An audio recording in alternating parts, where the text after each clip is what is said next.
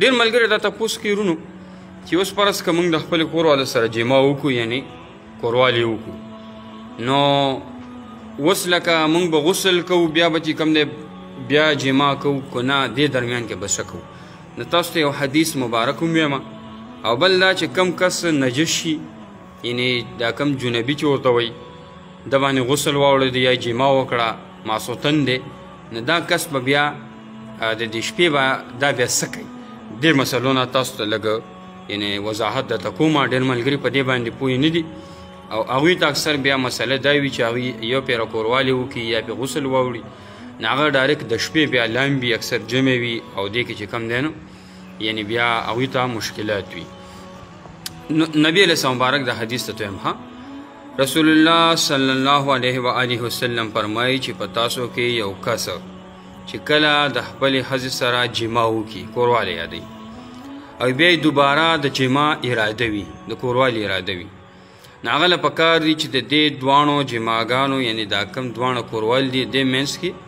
اودس وکړي. اودس چارندم یادوي. د الله رسول فرمایل چې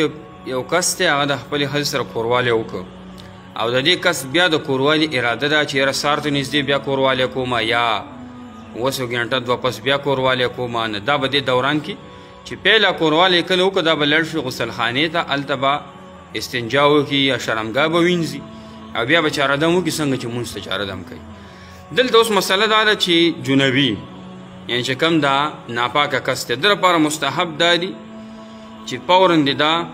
د غسل په ځای باندې یعنی غسل دې نه کوي فورا دا څه کوي که د ده د خوراک اراده وي د فرض که جما وکړه یا غسل کې دی ماسوتن نه غسل پې واوړېد لونډه غسل پې واوړېده یا د کور والا سره کوروالی وکړو او د ده بیا د خوراک اراده ده یا د خوب اراده ده یا دوباره فرض که واده کړی دی او د کوروالی اراده ده نو د ده دا پکار دي چې دغه شرمګاه به وینځي چې کومه شرمګاه ده به وینځي او بیا به داسې پوره اودس وکړي څنګه چې د مونځ دپاره خلک اودس چارهدم کوي. بهرحال که یو سړی څو پیرې ډېرې پیرې چې کوم دی جما کوي که د شپې دوه پیرې کوي درې پیرې کوي او د پیله باندې کوروالی وکړه د خپلې کورواله سره او د کورواله ته او ده ته ځکه دواړو باندې غسل واجب وي که نه فرض دی پې نه ده ته او کورواله ته دشواري دا ده چې یاره د شپې یا یخني وي چې دا اوس بیا لامبي او بیا اوده کېږي بیا ډېرو خلکو له اکثر خوب نه ورځي نو دوی له دا پکار دي چې دوی به څه وکړي دوی به دا مسله یاد تاسو ساتئ چې اودس چارهدم به وکړي خپله شرمګاه به وینځي دواړه ښځه او خاوند او بیا به هغې نه پس چارهدم وکړي نو دوی بیا چې کوم دی اوده کېدی هم شي او که وروسته بیا د